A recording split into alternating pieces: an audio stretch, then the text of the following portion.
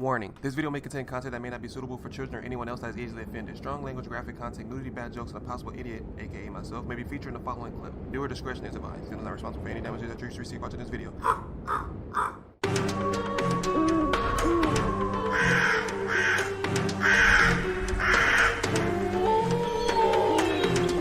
Hey, what's up, y'all? It's Zems, and welcome back to another reaction video. Today we're gonna react to SCP-747 Children and Dolls. This video is by Dr. Bob, so you guys have to make sure you swing that description box. Cloud link across the video in entirety, because I'm gonna be positive, stopping and talking to the whole thing. Yo, thank you guys so much, man. 6,000 is right around the corner. If you guys do the channel, my man Reprisalzems, and welcome to the Crow's Nest. Let's jump into this one. Two of the things kind of sound good, but it sounds bad. Children kind of scary depending on their nature, and then dolls can be scary in any form, shape, bruh. Annabelle, the porcelain ones, bruh. Anything that has to do with dolls, I don't like dolls. I just never did. I never really played with action figures like that growing up. It's just something about them and just creeps me out. But for now, let's get it. Also, I apologize, I haven't been around. There's been a lot going on and stuff with military stuff, so sorry about that, and thank you guys for sticking around and continue to support me. I really, really appreciate it. The young man watches as the lily-white coffin is lowered into the ground. Coffin? He's surprised at the dryness of his eyes, seeing as it's his own mother being buried. But now isn't the time for questions. When the dirt is piled on and the small service comes to an end, the young man is the last to leave. Other than the eulogy, he never says a single word to anyone. She'd been difficult towards the end. He'd cared for his mother until her disease had made it so that she wasn't really his mother anymore. And then for another 2 years after that, things had been said and done that he wished he could remove from his memories of her. Yo, why she was looking like Jason Statham out in Crank? Past is forever set. As he looks up from his mother's gravestone, he notices something strange in the distance, perhaps 30 feet away from him. A little girl, maybe about 10 years old, in a school uniform, standing behind another gravestone. She's wearing a worn-looking plastic pig mask and carrying a dirty rag doll. The young man stares into the dark eye holes of her mask for a moment, wondering if he's really seeing this or if she's a figment of his imagination brought on by stress and grief. Then he blinks and she's gone. For a second, he feels a frightening sentence looping through the dark recesses of his mind. You're starting to lose it already. A few years ahead of schedule. You'd make your mother proud. The young man shakes his head and leaves for home. Of course, he might see things on a day like this. The mind does funny things when it's in a state of extreme emotional distress. I don't know what kind of emotional distress you talking about, because I would have been like, me and that damn thing make eye contact for a good 2 to 3 seconds, bro. If I see something, I see you and I'm staring at you for the longest, and I see you and you see me and I'm like, and you gone? Like, no, bro, there is no way. There is no way. That shit was real. And she had on a jigsaw pig mask. Y'all know what I'm talking about, the one that be wearing on Dead by Daylight too. Perfectly natural that he'd see strange things on a day like this. But that little girl in the pig mask really did look real. Wait. Arriving home is a surreal experience. It's the first time in a long time that he's truly felt alone, like a child lost in a vast and unfamiliar space. Something about it just felt wrong. He makes himself a microwave meal and eats it silently in the kitchen. The place is so quiet. I'm sorry, I have to pause that again, but thinking of TV dinners, you ever had those banquet TV dinners? Bro, the corn? Ooh. Panicked yells or cries of pain. He sighs and looks out the kitchen window as he washes the dishes, and in the distance, he sees another strange sight. A young boy, 12 years old or so, standing out in the cold, dark woods next to his house. He's wearing only swimming trunks and a worn-looking plastic mouse mask. A rag doll hangs limply from his thin, pale arm, just like the one the girl in the graveyard was holding. Chuck E. Cheese. The young man's first instinct is to go out and help the child. After all, it's a cold night. He could catch his death out there. But with another blink, the child is gone. Just trees in the dark. He breathes a ragged sigh and takes an aspirin. Something must really be wrong with him if he keeps seeing strange children with animal faces out there. He trudges upstairs, hoping that maybe he'll get some sleep tonight and feel a little better in the morning. Shadows dart in the corners of his eyes, but he pays them no mind. He can't trust anything he sees today. He pauses for a moment in front of the room where his mother used to sleep. It looks cavernous without her tiny form nestled in the bed. He thinks about how she'd last been in that same room a little more than a week earlier. He sighs, turns off the light, and goes to bed. That night, The young man has strange dreams. He feels like a tiny fish at the deepest, darkest point of the ocean, watching huge black shapes loom and shift around him. He's afraid. Sleep paralysis. He feels like he's being watched. The sudden spike of terror jolts him out of his sleep, and that's when he sees them. The children in the animal masks, 7 of them now. They stand around his bed, hand in hand, like they're playing some kind of game, but in dead silence. Hell no. Each one has a rag doll sitting patiently at their feet. Logically, he should be more afraid upon seeing them. It's the strangest experience of his life. And yet, he feels an odd sense of empty calm settle over him, like a warm blanket. His eyes close, and sleep takes him again. When the young man wakes up the next morning, something doesn't feel right. He's already dismissed the strange children with the animal masks and the dolls as a figment of his imagination, a half-waking dream. But what he can't dismiss is the numbness in his fingers and toes. It's like he'd spent all night sleeping in the cold outside, despite his room being perfectly warm. Perhaps he's coming down with something. Other strange things start to happen over the next few days. He makes himself a sandwich, and as he bites into it, he notices he can't taste a thing. COVID, that's a COVID symptom. Look it up if you think I'm lying. COVID-19-20-2022. It's COVID 100%. It's probably the Omicron. What's it called? Omicron? Omicron? Bro, I don't know how to pronounce shit. Bro, whose brother is this, bro? Like, he just not fazed by his mom dying. He's not fazed by seeing somebody in the cemetery. He's not fazed about seeing a dude out there with booty shorts on and like -degree weather. And then he's not bothered by them crowding his bed with masks of zebras. And I'm like, bro, like, what is wrong with this dude? He gotta be like daydreaming. He gotta be having a dream. He must be schizophrenic or something, that you're not just fazed about all this stuff that you're seeing. You're just making a sandwich like you didn't just almost get like gangbanged like 5 minutes ago. Come to think of it, you really can't smell that much either. Could this be a cold? The flu? Something worse? COVID. Also, he just can't shake the feeling that he isn't alone in the house. It's as if he can feel a presence there with him. And not just one presence, but multiple. Could it have something to do with those strange dreams and hallucinations? I The wonder. children in the masks? He suppresses the thoughts, not wanting to consider their implication. He can scarcely dare to ponder what's worse, that there really are strange little children in masks creeping around his home, making him sick, or that he's losing his mind, just like his mother. He puts it out of his mind, but every so often, when he happens to glance out of the window, he can't help but see little shapes moving in the distance. When he watches the TV or tries to listen to music to distract himself, he notices that he needs to turn up the volume more than he ever did before. His hearing is getting worse. Could this be some kind of sinus thing? It's the only rational explanation. But it can be hard to apply a rational explanation when what's happening is inherently irrational. Several days later, after getting out of bed in the morning and standing in front of the bathroom mirror, the young man notices something is different. It's his skin. It's a pale, almost creamy color now, like all the life and vitality has been leached out of it. But it's not just that. He looks closer at his face in the mirror. His eyes. Have they always looked like that? Were they always that shade of dark, murky brown? Maybe it's his addled mind, but he can swear something is different, like the ground is shifting underneath his feet. That's when he notices something in the corner of the mirror, a little boy with dark blue overalls and a grinning cat mask. He just stands there, watching.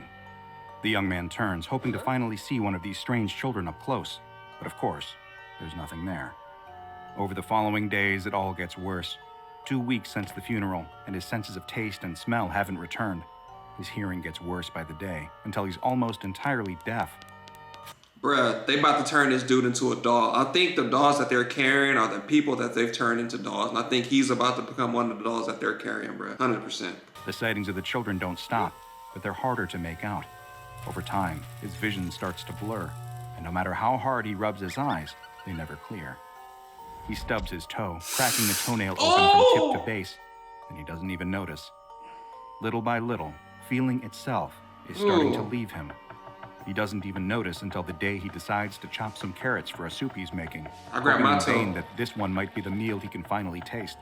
But his vision is getting so blurry now, he can barely... The knife cuts into his palm. It takes him a second to even register, because there's no pain and no blood. He stares at the clean wound in his palm with detached fascination, trying to work out the shapes in front of him, to make sense of it all.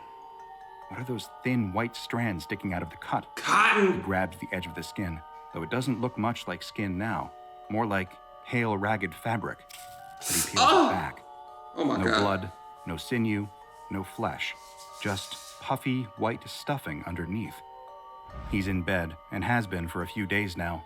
He can't taste, smell, hear, feel, or even see. All he can do is think in the dark.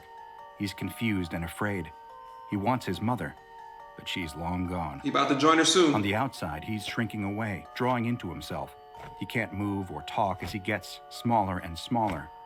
They walk in through the walls, the children in masks, ready to receive their new toy. The young man is nothing more. All that's left is another rag doll with a pair of brown button eyes laying on the bed.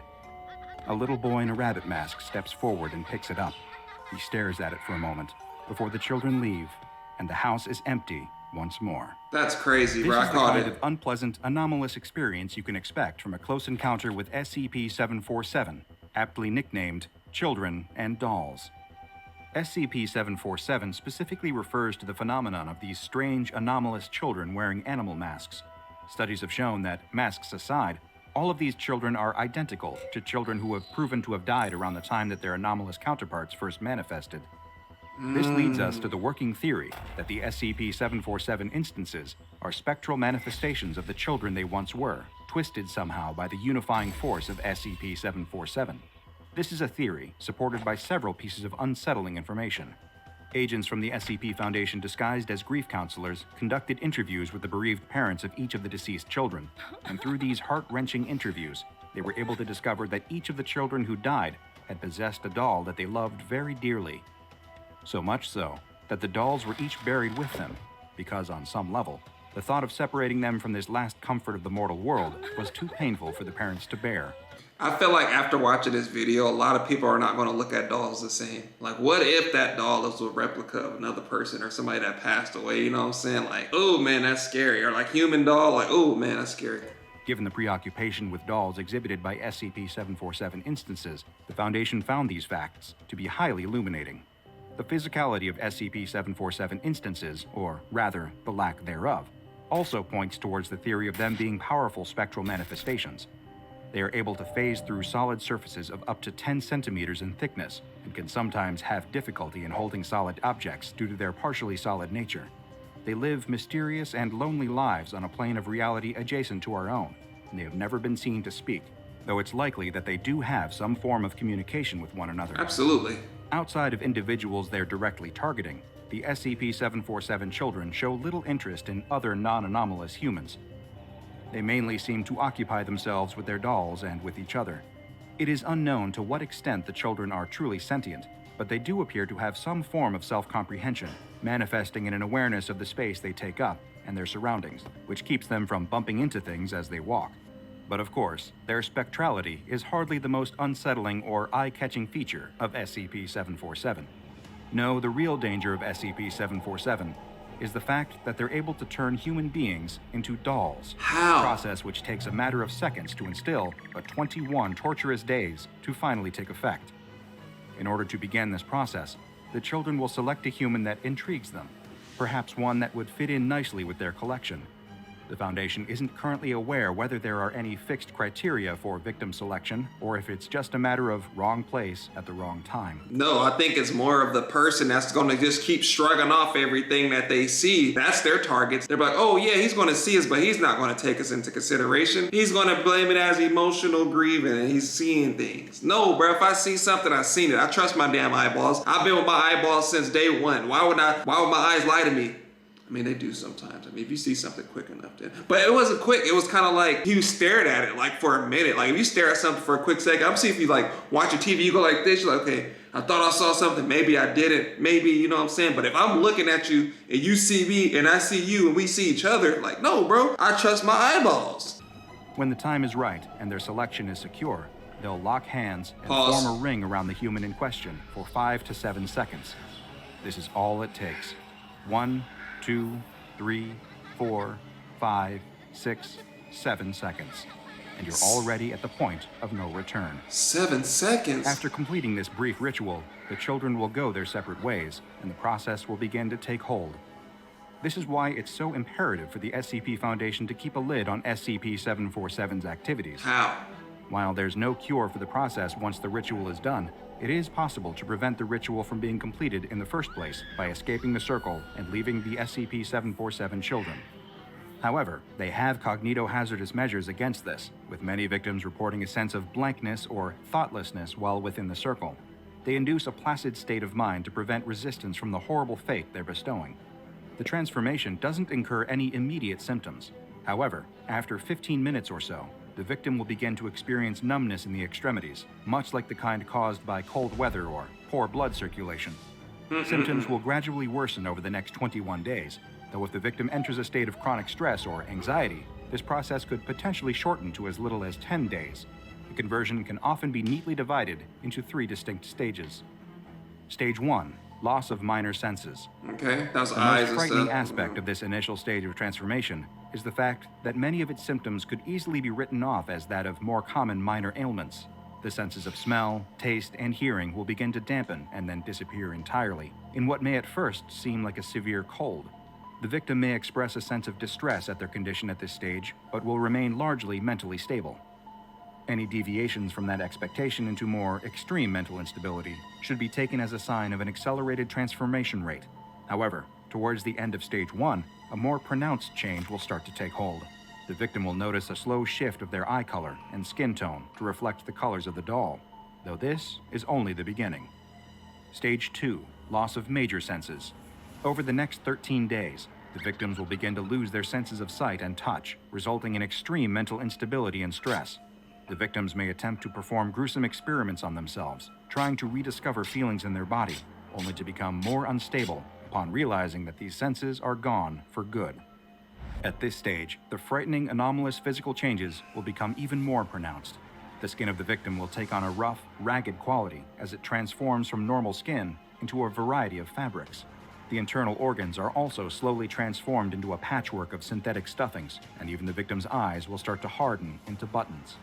However, the victim will remain alive throughout this entire grim process, even as their autonomy over their own body rapidly fades away. Stage 3. Full transformation. So the next time you feel like you got COVID or you can't taste or smell anything, is it COVID or are you being turned into a doll?